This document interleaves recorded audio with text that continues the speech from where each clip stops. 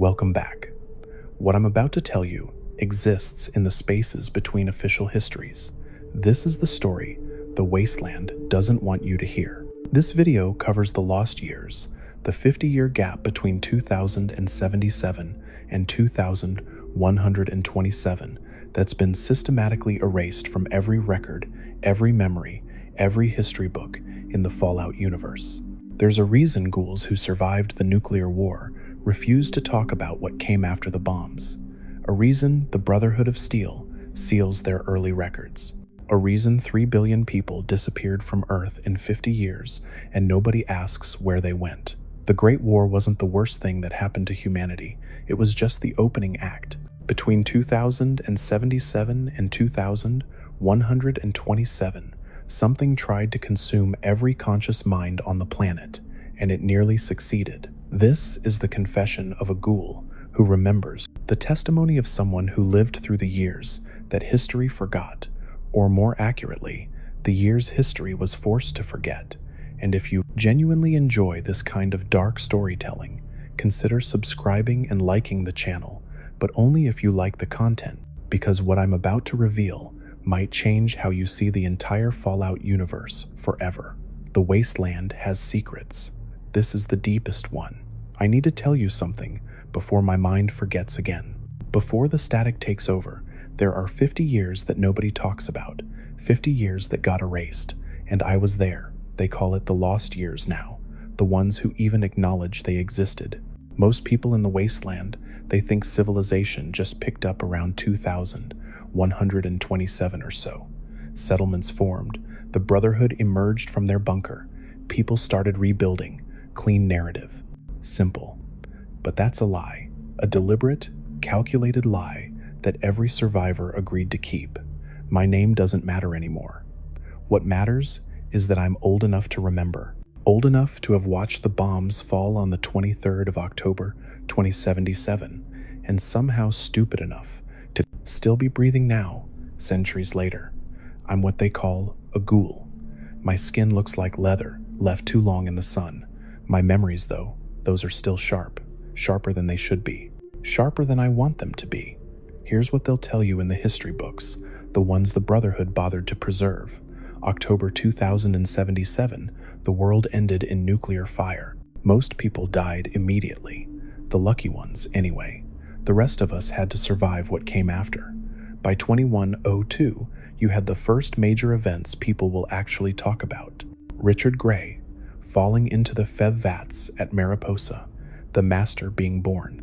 That's a comfortable place to start the real story, isn't it? 25 years after the bombs, and suddenly history begins again. But I'm here to tell you about the gap, about what happened in those 25 years that nobody wants you to know about, and more importantly, about what happened in the 25 years after that. The years between 2077 and 2127, where the records just stop, where the terminals go blank, where even ghouls like me, who lived through it, who should remember every excruciating detail, suddenly get real quiet. You want to know why we don't talk about it? Because some things are worse than nuclear war. Let me start with what I remember clearly. The bombs fell on a Saturday morning. I was in my apartment, nowhere near a vault, nowhere near safety. The flash came first, brighter than anything you can imagine. Then the heat, then the shockwave that turned buildings into dust. I should have died. Everyone around me did, but I didn't. I just started changing instead. The first few days were chaos, pure, undiluted chaos. People burning alive in the streets, children crying for parents who were just shadows on the pavement. The sky turned black with ash and stayed that way for months, maybe years. Hard to track time when the sun disappears. But here's the thing nobody tells you about the immediate aftermath. We organized, fast. Survivors found each other. We shared resources. We built shelters from the rubble. In those first few weeks, humanity actually came together. I met others like me, people who weren't dying from the radiation, but changing because of it. Our skin started to rot. Our hair fell out. We could feel ourselves transforming into something that wasn't quite human anymore. But we were still ourselves, still thinking, still hoping. We didn't know the word ghoul yet. That came later. Back then, we were just the ones who survived. By late 2077, we had something resembling communities, pockets of survivors across what used to be California. We traded. We helped each other. There was this woman, Sarah, who'd been a teacher before. She started teaching the kids who'd survived, trying to give them some normalcy. There was Chen, who'd been an engineer. He figured out how to get some of the pre-war tech working again. We had hope, genuine hope. We thought we could rebuild. The Brotherhood of Steel, they left Mariposa Military Base in late October. I didn't know about them then. Nobody did. They kept to themselves, made their way to Lost Hills, and locked the doors. Smart move, in retrospect. They missed what came next. It started around 2079, 2 years after the bombs. The first sign was the silence. See, in those first 2 years, you could still hear survivors in the distance. Radios occasionally crackled with voices from other settlements. Then, over the span of a few months, those voices started disappearing, one by one. Stations going offline, towns going dark. We sent scouts to check on the settlement west of us. Place called Riverside Camp.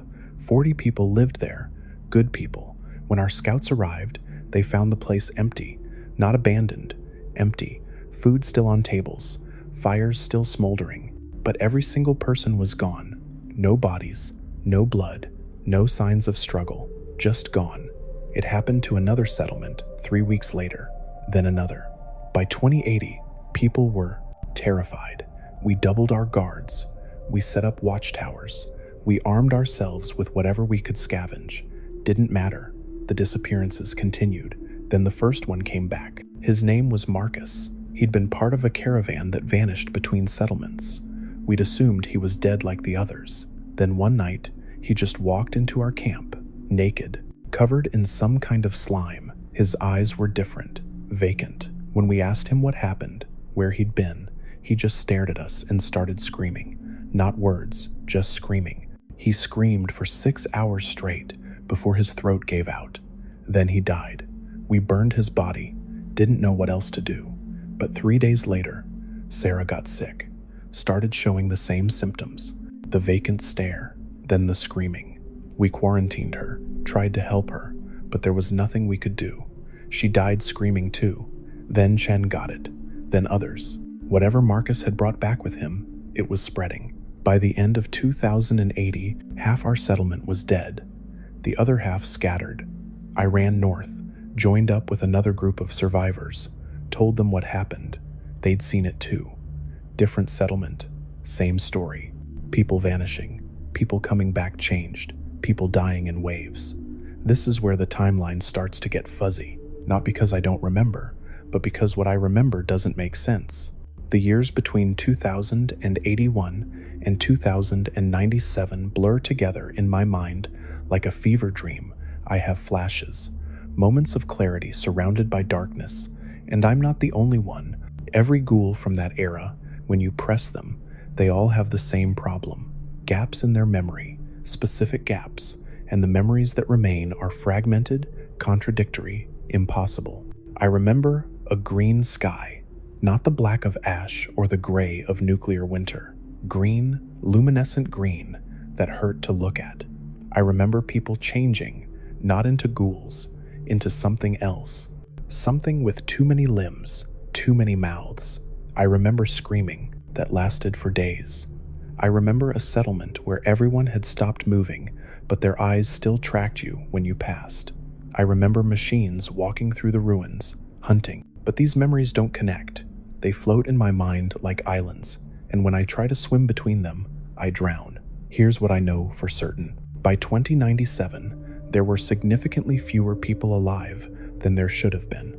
The math doesn't work, even accounting for radiation, starvation, disease, violence. The population numbers were wrong. Millions of people survived the initial bombs. They should have produced a generation of survivors. Where are they? Where are the people born between 2078 and 2100? They don't exist. Not in any significant number. Something killed them, something specific, something that targeted that generation. The Brotherhood of Steel, emerged from Lost Hills in the 2080 seconds and started making contact with the outside world, but their records from that period are sealed. Even their most detailed histories skip from 2077 to the 2130 seconds, with barely a footnote in between. I tried to ask a paladin once, old guy who'd been in the Brotherhood since the early days. Asked him what they saw when they first ventured out from Lost Hills in 2084. He looked at me with this expression I can't describe. Not fear, not sadness, something else. Then he said, "We saw that we'd waited too long," and he never spoke to me again. The Vault experiments. Everyone knows Vault Tec ran experiments on the people they'd sealed underground. But here's what they don't tell you. Most of those experiments ended in the 2090 seconds. Mass failures, entire vaults opening to find everyone dead, or worse than dead. Vault 12 inches necropolis that opened in 2097. Everyone inside had turned into ghouls because the vault door was designed to not seal properly, but that was one of the success stories. That vault was supposed to fail slowly. There were others designed to fail quickly, brutally, and they all seemed to trigger around the same time. Between 2090 and 2110, dozens of vaults just opened, dumped their dead or dying into the wasteland, or released things that had stopped being human. I was near Vault 34 when it opened in 2093. The people who came out, they weren't right. They'd been exposed to intense radiation for years due to a reactor leak Vault Tec had deliberately engineered. But it wasn't just the radiation that had changed them. They moved wrong, twitched. Their eyes reflected light, like animals, and they were hungry. Not for food. They started attacking other survivors, eating them, not feral ghouls, something else, something new. We put them down, had to. But the question haunted me then and haunts me now. How many other vaults opened like that? How many released their horrors into the wasteland during those years? And why all at once? Why that specific 20-year window, unless someone was controlling it? Unless someone had planned for all these experiments to culminate in a specific time frame? Unless Vault Tec's AI network had activated and decided to accelerate the failures? There's a theory among the older ghouls, the ones who remember, even if they won't talk about it directly. The theory is that something came through during the chaos, something from outside. When you crack the world open with nuclear fire, you don't just release radiation, you tear holes in reality itself. And sometimes, things slip through those holes, things that shouldn't exist, things that hunger. I saw things in the 2090 seconds that I still can't explain. Creatures that defied biology, structures that appeared overnight in places that had been empty, whole settlements that phased in and out of existence. I watched a man walk into a building and come out 30 years older in the span of 5 minutes. I saw radiation form patterns too perfect to be natural, geometric shapes that hummed with intelligence. The death claws. Everyone knows about death claws now. Terrible creatures, lizard-like things with claws that can tear through power armor. The official story is that they were pre-war military experiments, genetic engineering projects that escaped during the bombs. But I remember when the first ones appeared. It was 2094. Before that, there were no death claws. Zero. The wasteland had rad scorpions, had bloatflies, had all manner of mutated creatures, but no death claws. Then suddenly, in 2094, they were everywhere, fully formed, hunting in packs, like they'd always been there, but they hadn't. I'm certain of it. And they weren't the only species that suddenly appeared.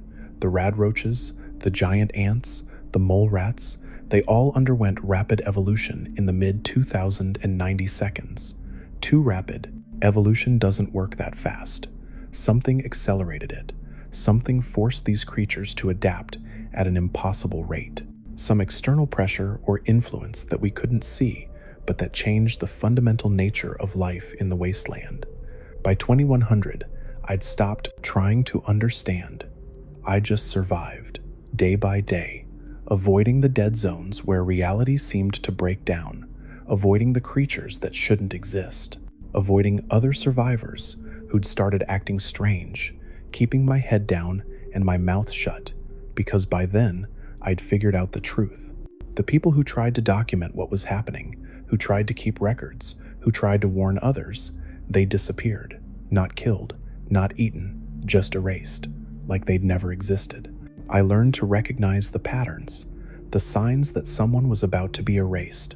They'd start talking about the specifics, not vague memories, not general feelings, but concrete details, dates, locations, names of the things we saw, and within days, sometimes hours, they'd be gone, not dead, gone.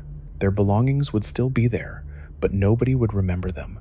I'd find myself looking at an empty bedroll and knowing, somehow, that someone had slept there, but unable to recall who. So I stayed quiet. We all did.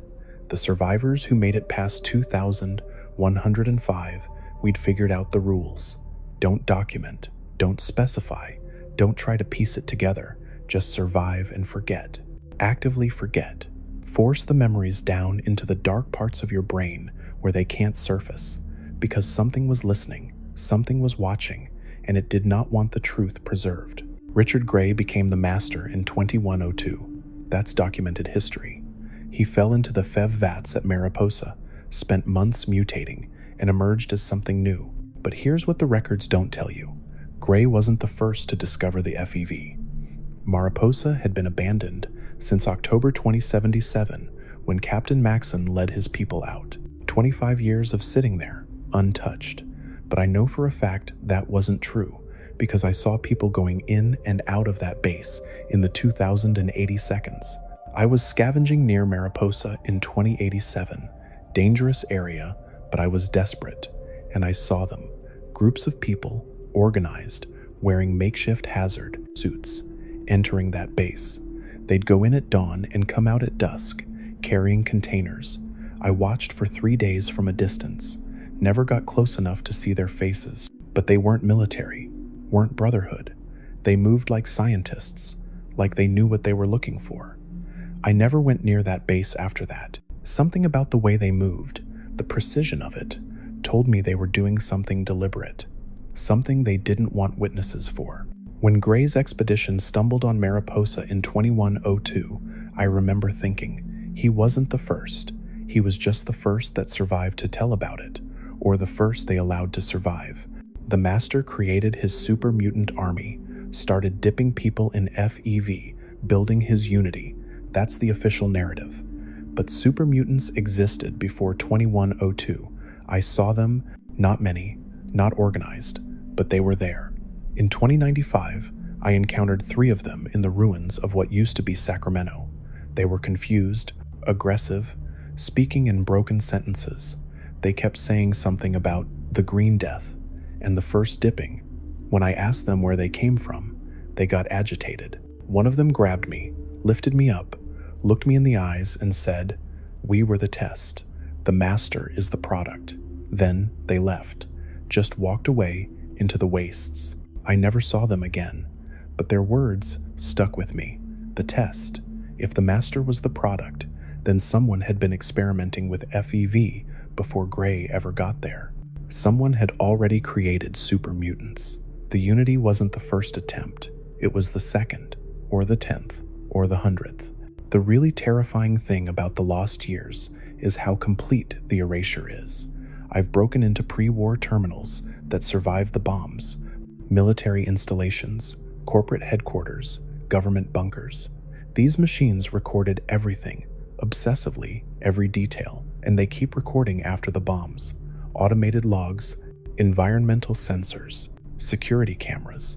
The data is there for October 2077. It's there for November 2077, December. Then it starts to degrade. Not mechanically. The terminals still work, but the logs become corrupted, fragmented. By 2080, most terminals show nothing but error codes for years at a time. Then around 2130, they start recording normally again. But here's the thing that keeps me up at night. The corruption isn't random. I've examined hundreds of terminals. The corruption follows patterns. Specific dates are always missing. Specific keywords trigger the errors. Names of places that no longer exist. references to events that nobody remembers. It's not decay, it's not radiation damage. It's deliberate data destruction. Someone or something went through every functioning terminal in the wasteland and scrubbed specific information. The Brotherhood has the most complete archives. They preserved everything they could from the pre-war era. Their scribes are meticulous, but even their records have gaps. I snuck into Lost Hills once, years ago, before their security got too tight. Found the restricted archives, the files that only elders can access. And there, buried in the classified section, was a folder labeled Unrecorded Period, 2077 to 2127. Inside were reports from Brotherhood Paladins, dated to the early 2132s, describing their first major expeditions into the wasteland. The reports were horrifying, not because of what they described, but because of what they refused to describe. Every report had the same structure.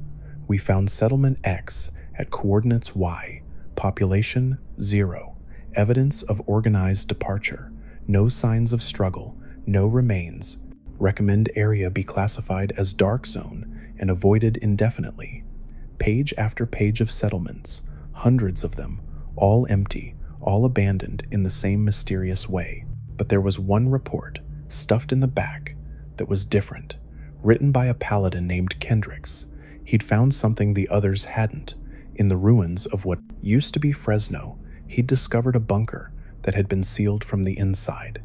When they broke in, they found 53 bodies, men, women, children, all dead, but not from violence, not from starvation. The report said they died of catastrophic cellular decay. Their bodies had simply started breaking down at the molecular level while they were still alive. And on the wall, written in blood, was a message. It came from the green sky. It wore our faces. It knew our names. Sealing ourselves in was the only way to stop it from using us. If you're reading this, check your reflection. Make sure it's still yours. The report was marked to be destroyed upon reading by order of High Elder Maxon. But someone, Kendricks maybe, or another scribe, had kept it, hidden it in the archives instead of destroying it. A tiny act of rebellion, a refusal to let the truth be completely erased. I tried to find Paladin Kendricks years later, wanted to ask him what he'd really seen in that bunker, what he'd felt, whether he checked his reflection afterward. The Brotherhood told me he died on a patrol in 2136, heroic death, fighting raiders. But they couldn't show me his body, couldn't show me a grave, couldn't show me any evidence he'd ever existed except that one report. Make of that what you will. The ghouls are the key to understanding the lost years. We lived through them, we remember, but we've made a choice, collectively, to stay silent. I've met ghouls older than me, pre-war survivors who remember the bombs falling, who remember the world before, and when I try to talk to them about the years between 2077 and 2127, they shut down. Some get angry, some get scared, some just go quiet and walk away. But one of them, an old ghoul named Desmond, he'd been some kind of intelligence agent before the war. He told me something I've never forgotten. Kid, he said, using kid ironically, since I was already over a century old at that point. There are things worse than death, worse than torture, worse than watching everyone you love die. There's knowing something that, if you speak it aloud, will unravel reality itself. The lost years aren't lost, they're buried, and some graves should stay closed. I asked him if he was afraid of being erased like the others.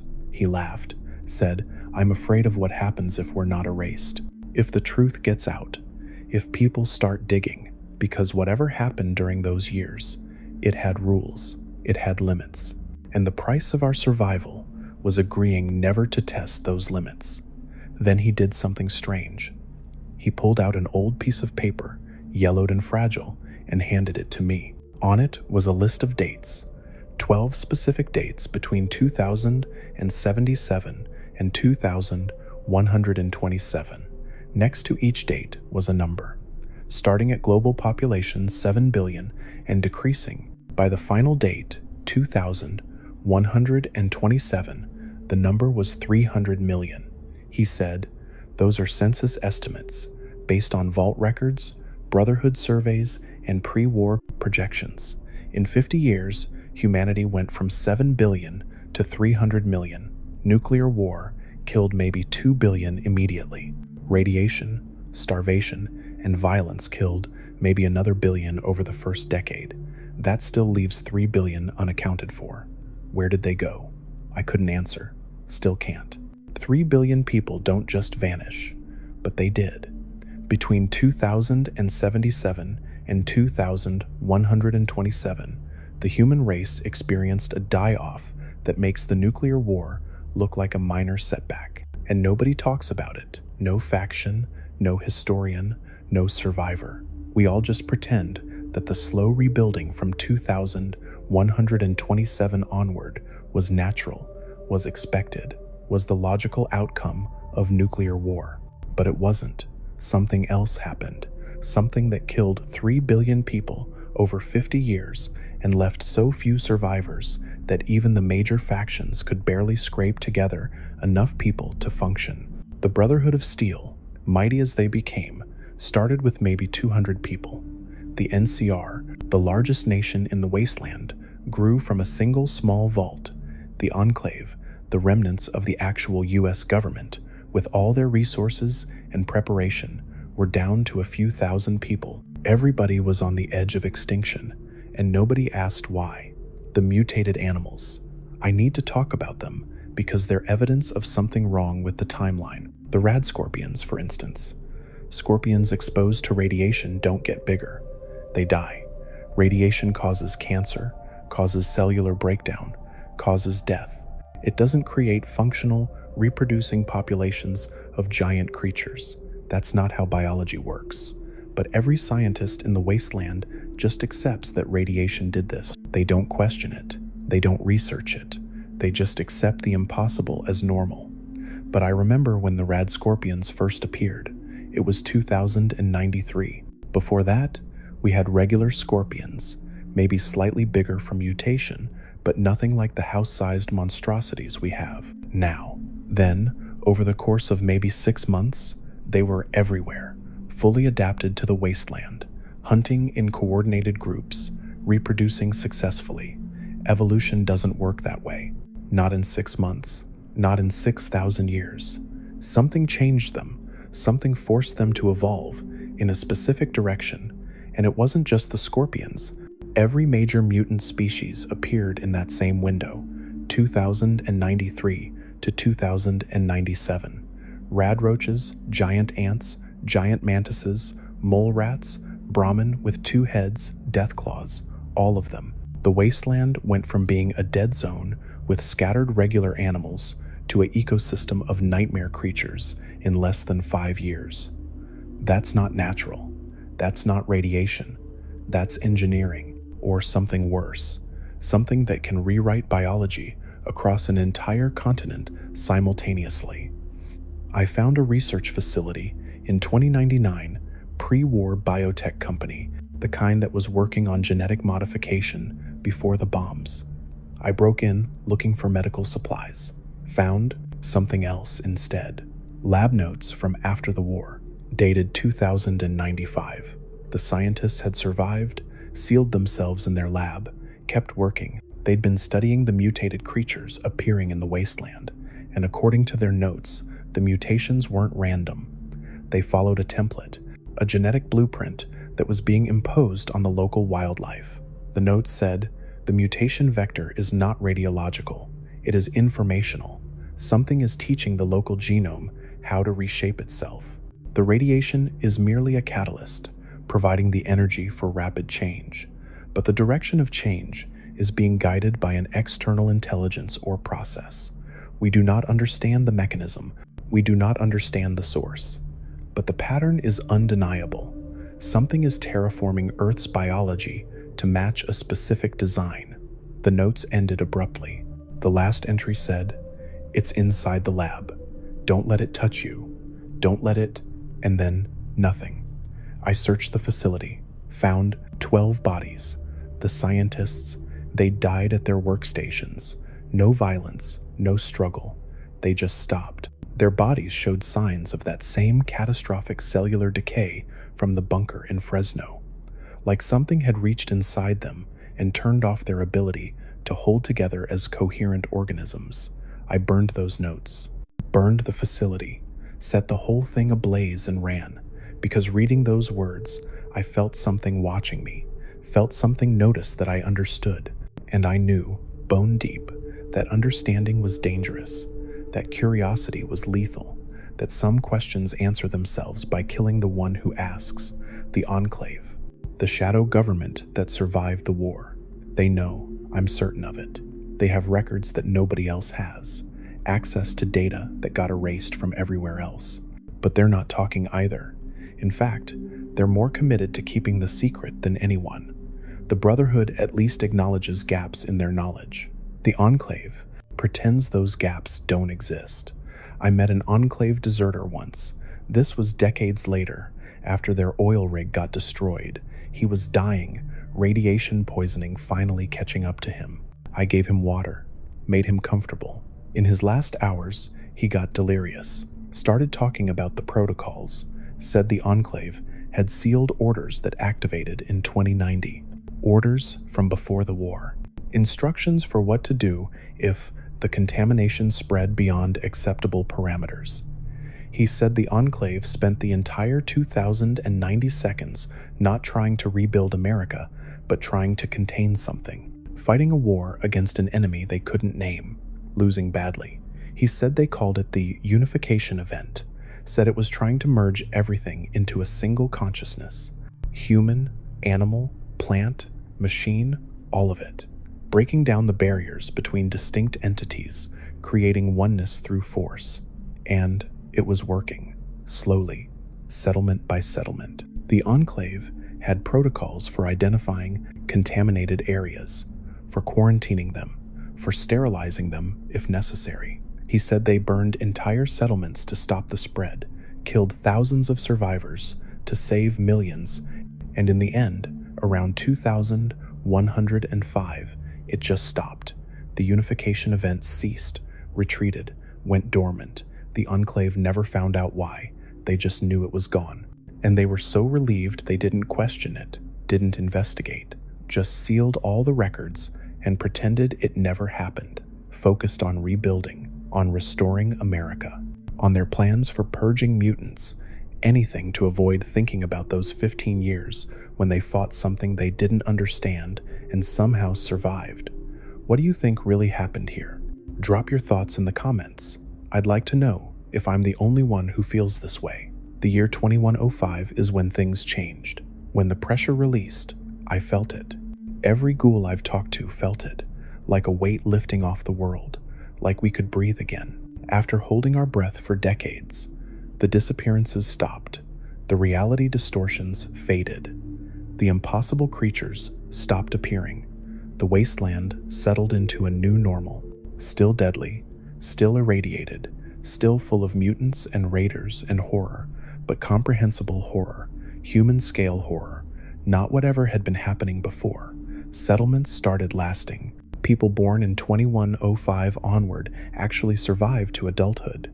Trade routes established, factions solidified. The Brotherhood came out of hiding. The NCR's foundations were laid. The Enclave started their schemes. Super mutants from the Master's army dispersed into organized groups. Civilization, broken and mutated but still civilization, began again. And everyone, every faction, every survivor, every ghoul, we all made the same unspoken agreement.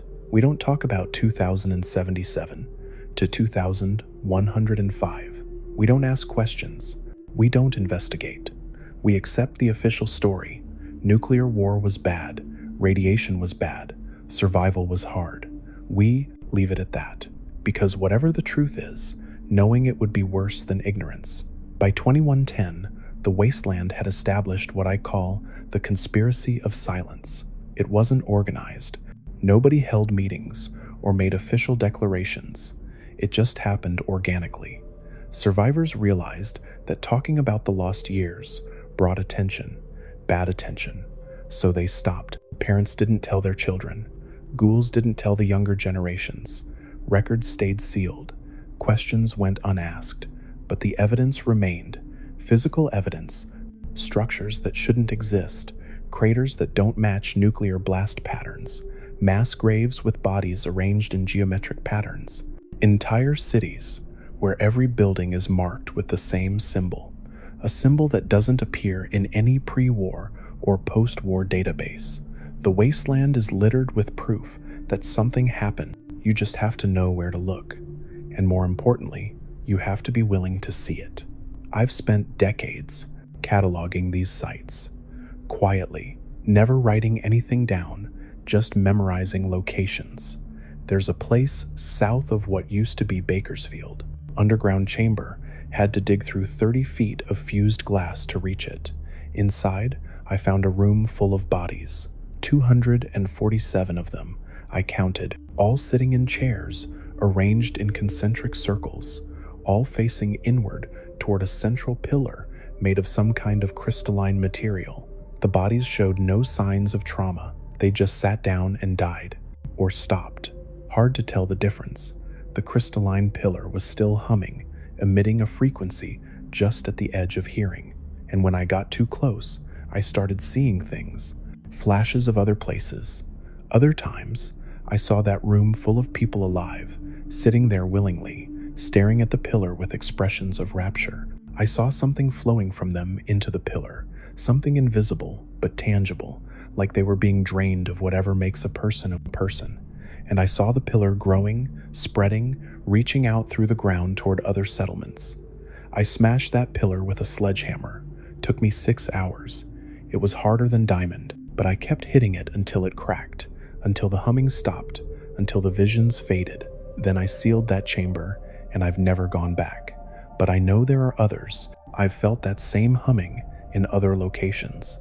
That same just at the edge of hearing frequency that makes your teeth ache and your thoughts go strange.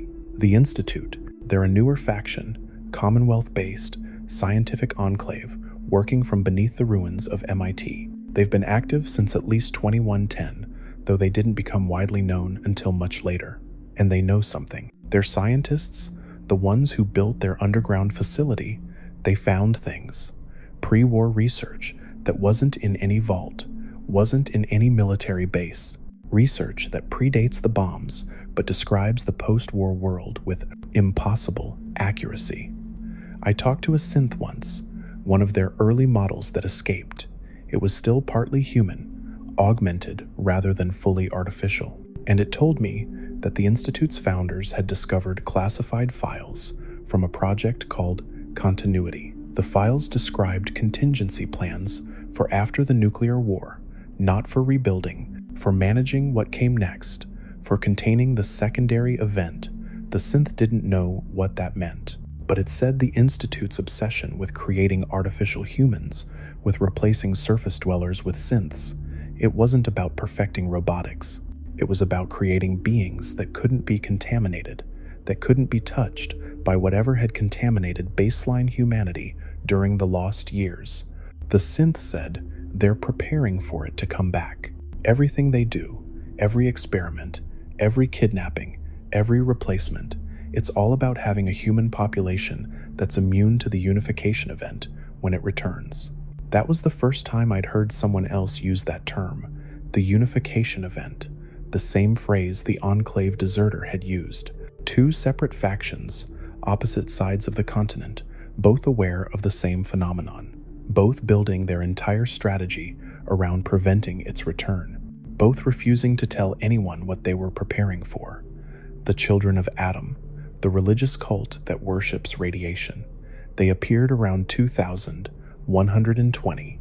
Their theology seems insane at first, worshipping nuclear fire as divine, seeking to bring about division through atomic power. But when you dig into their beliefs, there's something else there. They talk about the time of unification that came before. They say division, separation into distinct beings, is holy because unification is profane. They preach that consciousness should remain separate, that minds should stay isolated in individual bodies, that the natural state of matter is dispersed, not concentrated. It sounds like standard religious mysticism, until you realize they're describing the opposite of what happened during the lost years. They're worshiping division because they remember, on some cultural level, what it was like when division started breaking down, when boundaries between individuals started dissolving. They're not just a radiation cult, they're a trauma response religion, born from survivors who experienced something that threatened the very concept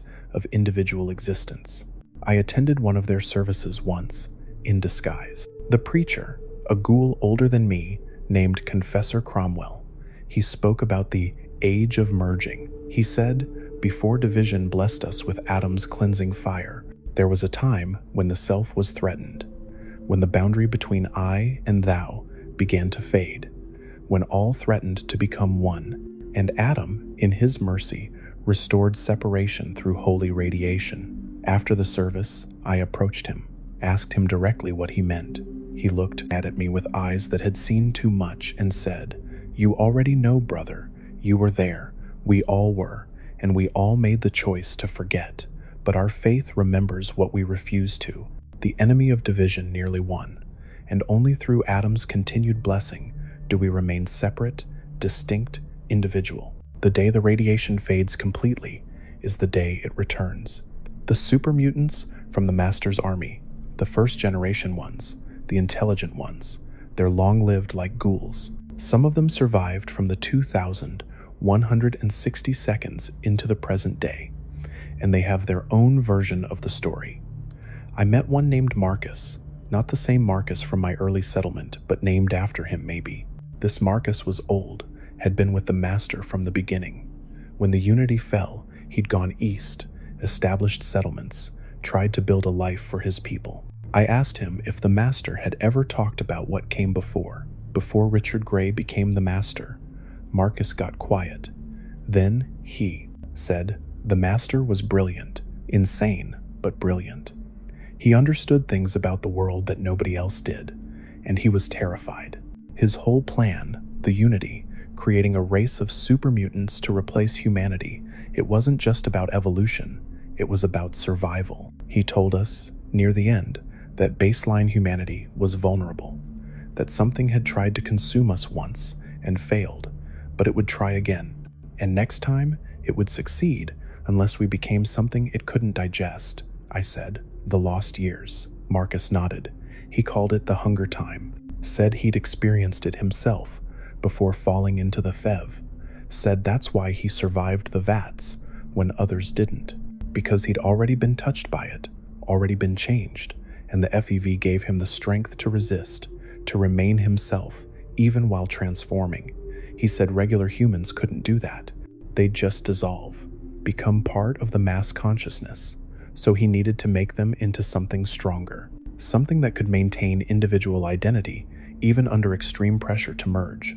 Did he say what it was? This thing that tried to consume humanity? Marcus shook his head. He had theories, changed them constantly. Sometimes he thought it was a weapon, sometimes an alien presence, sometimes a natural phenomenon. Toward the end, he believed it was the planet itself. That Earth had gained consciousness during the nuclear holocaust and was trying to absorb all life into a single planetary mind. That's why he built the cathedral, not just as a base, but as a shield, something to block the planet's awareness. Do you believe that? I don't know what I believe, but I know the Master was right about one thing. Humans aren't safe. We super mutants, we're sterile, can't reproduce. Our species is dying out slowly, but we've never had a single case of what you might call possession. Never had one of us suddenly stop being themselves. Whatever protects super mutants from that, it's real.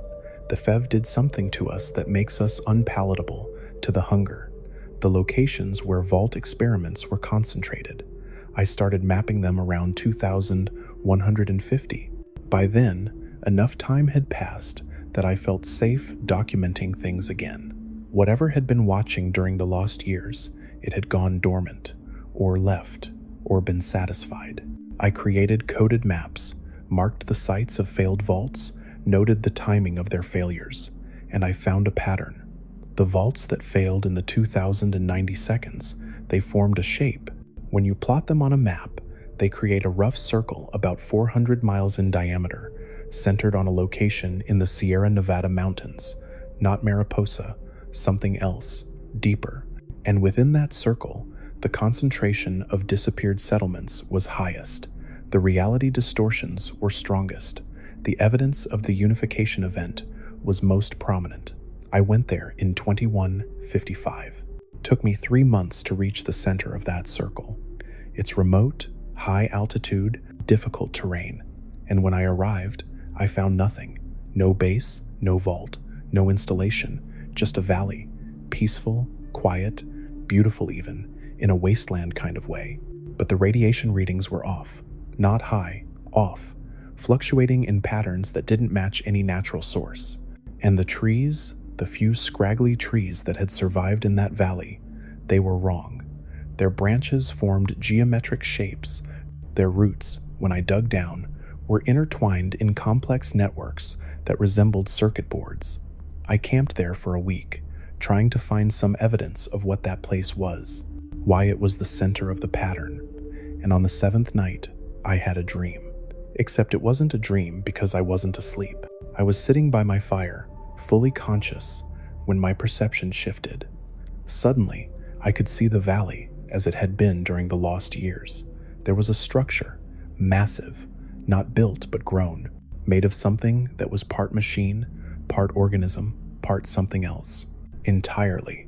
And it was a receiver, an antenna, pulling in signals from somewhere else, somewhere outside.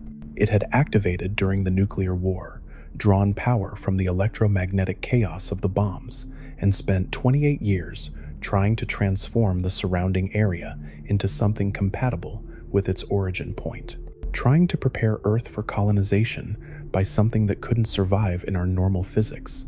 I saw people walking into that structure, thousands of them, voluntarily, drawn by signals we couldn't consciously perceive, but that spoke to something deep in our biology. They walked in human and came out changed, transformed into relay nodes, living antennas that spread the signal further. And the signal's message was simple: dissolve your boundaries, merge with the network, become one. But it had failed. In 2105, the structure had consumed too much, tried to convert too many people too quickly, overloaded its capacity, and it collapsed, imploded, broke down into subatomic particles, and dispersed. The valley was empty because the structure had erased itself rather than be studied. And in erasing itself, it had released all the absorbed consciousness back into the wasteland. Billions of minds, fragmented and damaged, scattered across the continent like radioactive ash. When my perception snapped back to normal, I was face down on the ground. 3 days had passed. My campfire was cold. I was dehydrated, starving, and my nose was bleeding. I left that valley immediately, never returned, never marked it on any map, because I understood, finally, why we don't talk about the lost years. It's not that we're afraid of being erased, it's that we're afraid of calling it back. The structure is gone, but the signal might still be detectable out there, wherever it came from.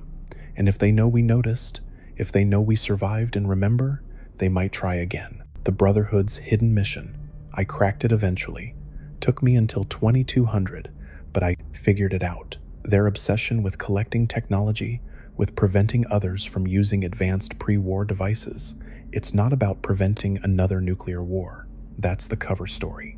The real reason is they're searching for pieces of the structure, components that survived the collapse, fragments of the antenna that are still active, still transmitting, still trying to complete the unification. Every time the Brotherhood locates a piece of pre-war tech that emits unusual signals, they don't study it. They destroy it, utterly. They've developed protocols specifically for eliminating these artifacts. Protocols that involve plasma immersion, electromagnetic scrambling, and finally disposal in areas of intense natural radiation where any residual signal would be masked. They're not preserving technology.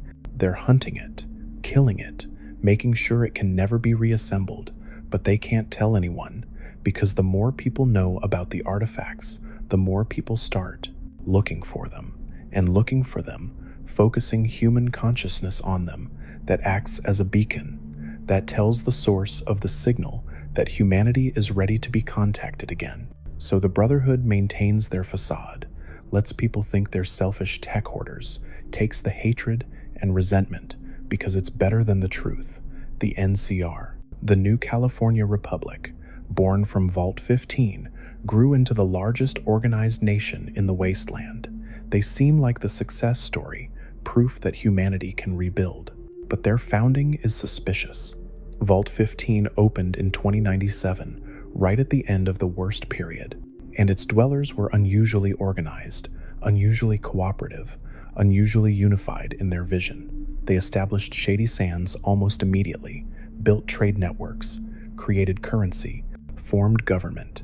It happened too smoothly, too perfectly. I've always wondered if Vault 15 was a control vault or one of the experiments. The records say it was supposed to test diverse ideological groups living together. But what if the real experiment was deeper? What if Vault Tec knew about the Unification Event? What if Vault 15 was designed to produce people who'd been partially unified, who'd experienced limited merging of consciousness and survived, who could work together with superhuman efficiency because they'd learned, on some level, to share thoughts? The NCR's expansion was relentless, organized, inevitable, like a hive mind pursuing manifest destiny, and they've never had the internal conflicts you'd expect from a democracy. Sure, there's politics, corruption, bureaucracy, but the core unity of purpose never wavers. The NCR always moves as one, always. That's not how humans normally work, unless they're not entirely human anymore. Unless Vault 15 produced something new, something between individual and collective, and nobody notices because it's subtle, because they're still people, just people who unconsciously share a collective goal that overrides individual ambitions. If you've ever wondered what choice you would make in a situation like this, tell me in the comments. I'll be reading them. The Enclave's genocide plan. Their modified FEV virus designed to kill anyone with mutated DNA. Everyone assumes it was about purity, about preserving pure strain humanity. But what if it was about something else? What if the Enclave discovered that mutated DNA was more susceptible to the Unification Event, that baseline humans, ironically, were more resistant? Their plan wasn't genocide out of prejudice, it was quarantine procedure. Eliminate the vulnerable population before the hunger returns and uses them as entry points. It's monstrous either way, but it reframes their actions. They weren't monsters who hated mutants. They were monsters who loved baseline humanity enough to kill billions to save it. And when the Chosen One destroyed their base, when the modified FEV was lost, the Enclave didn't just lose their chance to rebuild America. They lost their defense against the next Unification Event. No wonder they collapsed. They knew what was coming, and they just lost the only weapon that might stop it. The year 2127, the official end of the lost years. The year history starts again. But why that year specifically? What happened in 2127 that made it safe to remember, to document, to build lasting settlements? I've researched this question more than any other, and I have a theory. In 2127, something changed in Earth's magnetosphere. Solar activity. There was a massive solar flare that year, one of the largest on record. It disrupted electromagnetic fields globally. Short term, it was devastating. Long term, it might have saved us. Because if the structure was a receiver, and if it was pulling signals from outside Earth, then disrupting Earth's electromagnetic field would have disrupted the signal, created noise, static, made Earth invisible to whatever was trying to reach it. The solar flare didn't just happen. It was predicted. Pre-war astronomers had calculated it decades in advance, and I think that's why the bombs fell when they did. The 23rd of October 2077, exactly 50 years before the solar flare, someone in the pre-war government knew that in 50 years, Earth would be shielded by natural electromagnetic chaos. knew that if humanity could survive those 50 years, if we could outlast the Unification Event, we'd be safe or safer for a while. So they triggered the war, deliberately created the conditions for the structure to activate, let it try to consume humanity, knowing it would fail, knowing the solar flare would scramble its signal, sacrificing billions of people to save the species. The ultimate utilitarian calculation, the ultimate atrocity in service of survival. I can't prove any of this. I have fragments, implications, patterns, but proof requires documentation, and documentation attracts attention, and attention is how you get erased. So, I carry this knowledge alone. Well, not alone. Every old ghoul carries some version of it. Every faction leader knows pieces. Every survivor who lived through the lost years has their own theory, but we don't compare notes. We don't collaborate. We stay isolated in our understanding because isolation is survival. If this story has kept you listening this far and you want more of these dark confessions from the wasteland, hit that subscribe button. It tells me someone out there is still paying attention to warnings like these. The wasteland is stable now, has been for over a century. The threats are known. Raiders, mutants, radiation, starvation, human-scale problems with human-scale solutions. We've rebuilt, slowly, imperfectly, but we've rebuilt, and every generation that's born, never knowing about the lost years, is a gift. They get to live in a world where the worst thing that ever happened was nuclear war, where the monsters are just mutated animals, where the enemy is just other human. They don't have to know that for 50 years, humanity wasn't alone in its own head, that we shared our minds with something vast and hungry, that we survived not through strength or courage, but through cosmic timing and someone's willingness to murder the world to buy us that time. They get to be innocent, and maybe that's worth the conspiracy of silence. But I'm old now, older than anyone should be, and I can feel my mind starting to fade, not into ferality, but into the static. The same static that took so many during the lost years. I don't have much time left, maybe days, maybe hours, so I'm breaking the silence, recording this testimony, leaving it for whoever finds it, because someone should know, someone should understand what we survived, what we're still surviving. The solar flare's protection won't last forever. Eventually, the magnetosphere will stabilize, the static will clear, and Earth will be visible again to whatever sent the signal. It might be decades, might be centuries, but it will happen, and when it does, the Unification Event will try again. The hunger will return, and next time, we won't have 50 years warning. We won't have a pre-planned apocalypse to buy us time. We'll just have the scars from last time and the knowledge that we barely survived. That's what the lost years were really about. Not what happened, but what almost happened. Not the people we lost, but the species we almost became. Not the end of the world, but the end of individuality. And the terrifying truth that we didn't win, we just got a reprieve. A temporary stay of execution while the executioner reloads. So what do we do with this knowledge? How do we prepare for something that exists in the spaces between thoughts? You can't fight it with guns, can't hide from it in vaults, can't outrun it or negotiate with it. The only defense is to remain separate, to maintain the boundaries between self and other, to resist the seductive pull of unity. The Institute understood this. Their synths aren't just artificial humans, they're teaching tools, practice for humanity, learning how to coexist with beings that look human, sound human, but aren't connected to the human collective, unconscious. When the signal returns, when the hunger tries to link us all together again, the people who've learned to live alongside truly separate consciousness will have an advantage. They'll understand isolation in a way that might protect them. The Brotherhood's paranoia serves a purpose. By hoarding technology, by keeping people ignorant, they maintain cognitive diversity, different communities with different knowledge bases, different belief systems, different ways of thinking. That diversity is poison to the Unification Event. It needs homogeneity to spread, needs similar minds to bridge between. The Brotherhood's fragmentation of knowledge isn't cruelty, it's inoculation. Even the raiders, the cannibals, the monsters we call the worst of humanity, They serve a function. They maintain fear. Fear keeps people alert, keeps communities separated, keeps trust low, and low trust means low connectivity, means harder for a mind virus to spread. I'm not saying the horrors of the wasteland are good. I'm saying they're functional. They're symptoms of an immune response. Humanity's white blood cells attacking anything that tries to create large-scale cooperation.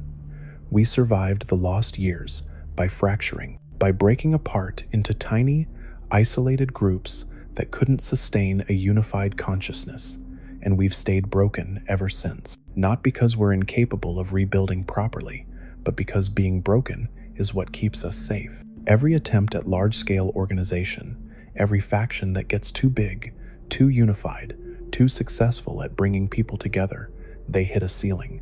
They self-destruct. Internal conflicts tear them apart. It's not bad luck, it's programming. Humanity has developed an allergy to unity. The question I can't answer is whether this is permanent. Are we stuck like this forever? Capable of small communities but not civilization, able to survive but not thrive? Or is this just temporary, a cultural trauma that will eventually heal? And if we do heal, if we do learn to trust and cooperate and build something truly great again, will that be the trigger?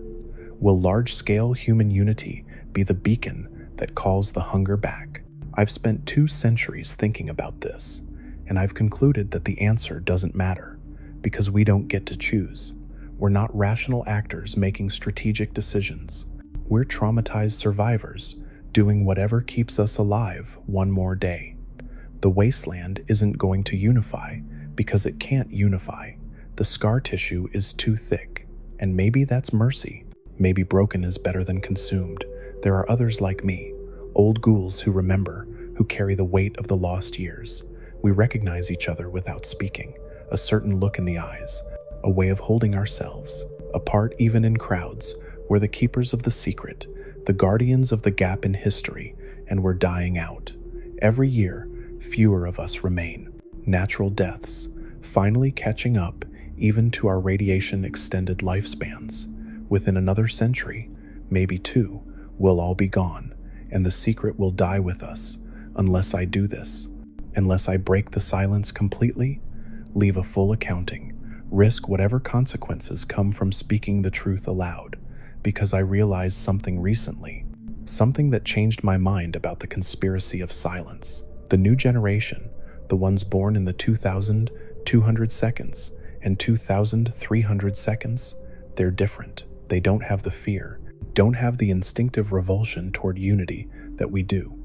They're trying to rebuild civilization properly, forming larger nations, creating trade networks, establishing communication systems. They're doing everything we learned not to do, and they're succeeding. The NCR keeps growing. The Brotherhood keeps finding new chapters. Even raiders are forming into larger gangs, more organized armies. Humanity is healing. The allergy to cooperation is fading. We're becoming capable of large-scale organization again, which means we're becoming vulnerable again. The protection of fragmentation is eroding, and nobody in the younger generations knows why that's dangerous. They see our paranoia, our isolation, our refusal to trust, and they think we're just damaged, just traumatized by the war and the hard years that followed. They don't understand we're damaged for a reason, that our trauma is a survival trait. So I'm speaking up, not to pass on the trauma that would just cripple them, but to pass on the knowledge, to give them the choice we never had. They need to know what they're risking, what threat they're exposing themselves to. They need to understand that large-scale unity has a cost, and they need to decide, consciously, whether that cost is worth paying. Maybe they'll succeed where we failed. Maybe this generation, unburdened by direct experience of the hunger, will find a way to be unified without being consumed. Maybe they'll build the civilization we couldn't, create the shining city on the hill that humanity was always supposed to reach. And maybe that will be beautiful and worth it, and the hunger will never return, and I'll have been wrong about everything. Or maybe I'm right. Maybe the signal is already returning. Maybe the solar flare's protection is wearing off. Maybe right now, at this very moment, Earth is becoming visible again to whatever sent the structure, and maybe in 5 years, 10 years, 50 years, it will try again. And this time, with humanity organized into large nations with centralized communication and shared infrastructure, it will spread faster. It will have highways of consciousness to travel down, and the Unification Event won't take 50 years. It'll take 5. I don't know which future we're heading toward, but I know that ignorance guarantees the bad one. If the hunger returns and nobody knows what it is, nobody remembers how to fight it, then we're finished. But if people know, if they understand the threat, they might find solutions we never imagined. New ways to maintain individuality, even in large organizations. Technologies that block the signal, psychic shielding, something, anything. The evidence is still out there, the sites I've cataloged, the ruins I've explored, the artifacts I've hidden. If someone wants to verify my story, they can. It'll take decades of dangerous research. It'll require accessing Brotherhood archives, Enclave databases, Institute facilities. It'll mean traveling to dark zones that have been off limits for centuries. But the proof exists. The truth is recoverable, and maybe someone will recover it. Some brave fool with more curiosity than sense. Some scientist who needs to know how things work. Some historian who can't stand gaps in the timeline. They'll dig up the lost years.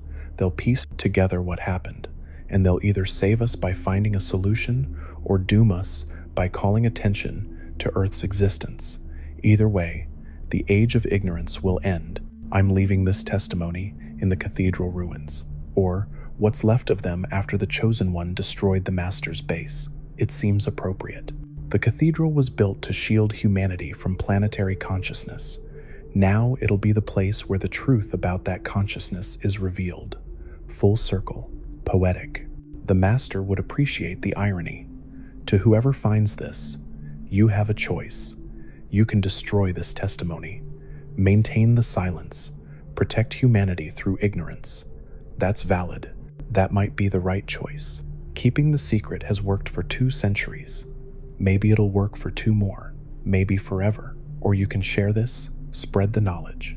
Let humanity face the truth about what nearly consumed us. Give people the chance to prepare, to understand, to make informed decisions about how to organize themselves. That's also valid. That might save us. I can't make the choice for you. I'm just the messenger, the broken old ghoul who lived too long and saw too much. My job is to deliver the information. Your job is to decide what to do with it. But before you decide, let me tell you one more thing. One last piece of the puzzle that I've never told anyone. On that night, in the valley, when my perception shifted and I saw the structure, I didn't just see it, I was in it. For a moment, a fraction of a second, I was connected to the Unification Event. I felt what it felt, thought what it thought, and I understood its purpose. It wasn't malevolent. That's the thing that haunts me most. It wasn't trying to hurt us or destroy us or conquer us. It was trying to save us. From its perspective, from the perspective of whatever sent it, human consciousness in its current form is torture. We're trapped in isolated minds, unable to truly connect, unable to share experience directly, forever alone in our own heads. And the signal was meant to be a gift, an evolution, a way to free us from the prison of individuality. It didn't understand that we like being individuals, that we value separation, that for humans, the boundaries between self and other aren't walls, they're definitions. We are our isolation. Our consciousness is shaped by our separateness, and unity, for us, isn't transcendence, it's death. The structure couldn't comprehend this. It was built by beings who'd always been unified, who'd never experienced individuality, and couldn't imagine why anyone would want it. So when it tried to merge us, tried to free us from what it perceived as suffering, it was confused by our resistance, confused by our horror, confused that we'd rather die separate than live together, and that confusion is what saved us. The structure wasn't efficient because it kept trying to understand why we were fighting, kept pausing, recalibrating, trying different approaches. If it had just forced the issue just overridden our resistance, it would have won. But it wanted us to choose unity, wanted us to understand it was a gift, and we never did. So it consumed itself, trying to convince us, burned itself out, trying to bridge a cognitive gap that couldn't be bridged. But here's the terrifying implication. It learned, in those 50 years, consuming millions of minds, experiencing human consciousness firsthand, it learned how we think. It learned what we value. It learned why we resist. And when it collapsed, all that knowledge went back to wherever it came from, back to the beings who sent it. And they know now. They understand. Next time they try, they won't be gentle. They won't seek our consent. They'll just take us, quickly, efficiently, before we can resist, unless we're ready, unless we understand what's coming, unless we've prepared not just militarily or technologically, but philosophically. We need to know why we want to stay separate, need to have reasons beyond instinct and fear, need to have something to hold on to when the signal returns and whispers that unity is peace, that separation is suffering, that the boundary between self and other is just an illusion we can choose to abandon. That's the real preparation. Not weapons or shields or walls, but certainty, absolute conviction in the value of individuality, cultural reinforcement of the importance of self, making I am me and not you the bedrock of human identity, so deep that no external signal can shake it, so fundamental that even if every neuron in our brains is screaming for merger, we hold onto ourselves anyway. Some factions are already doing this, probably without knowing why. The Brotherhood's loyalty oaths, the NCR's individual citizenship, the followers' emphasis on personal choice, the children of Adam's worship of division, even raiders and their every man for himself mentality. All of it reinforces the self. All of it makes us harder to merge. It's not enough, but it's a start. What we need is more.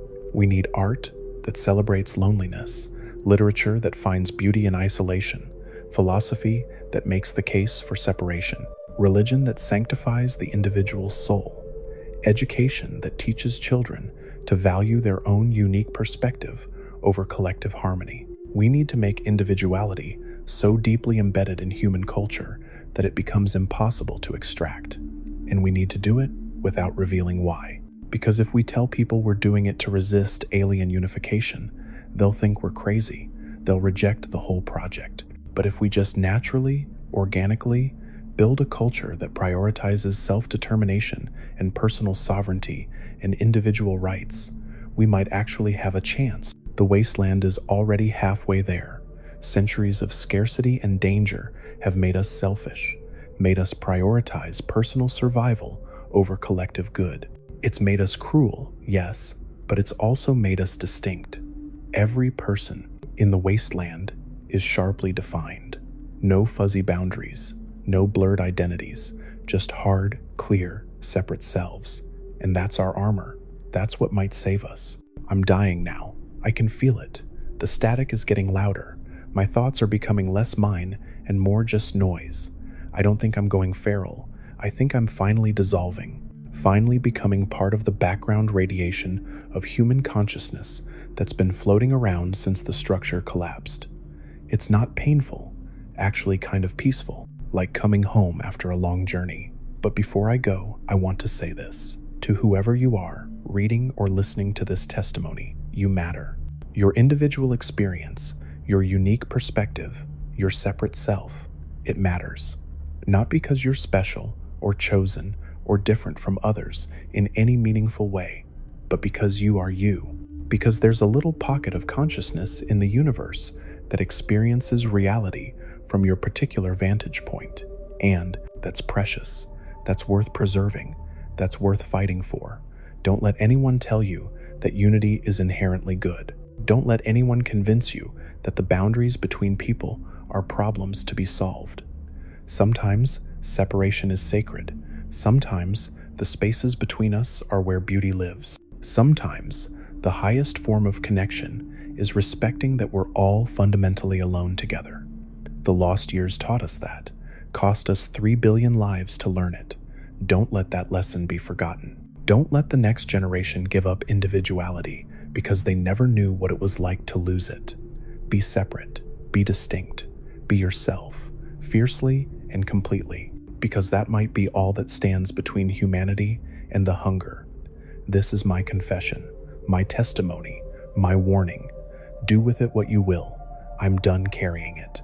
Time for someone else to bear the weight. Or not. Maybe you'll burn this recording. Maybe that's the right choice. Either way, I'll be gone, dissolved into static, released from the burden of remembering. Goodbye, wasteland. Goodbye, humanity. Stay separate, stay safe, stay yourself.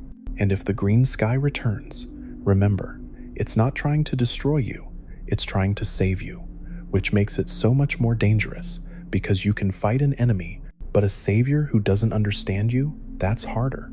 That requires knowing yourself well enough to reject paradise when it's offered. The lost years are over, but their shadow remains forever. This is the testimony of a ghoul who lived too long, the last confession of the lost years, the warning nobody wanted to hear. May you never need it.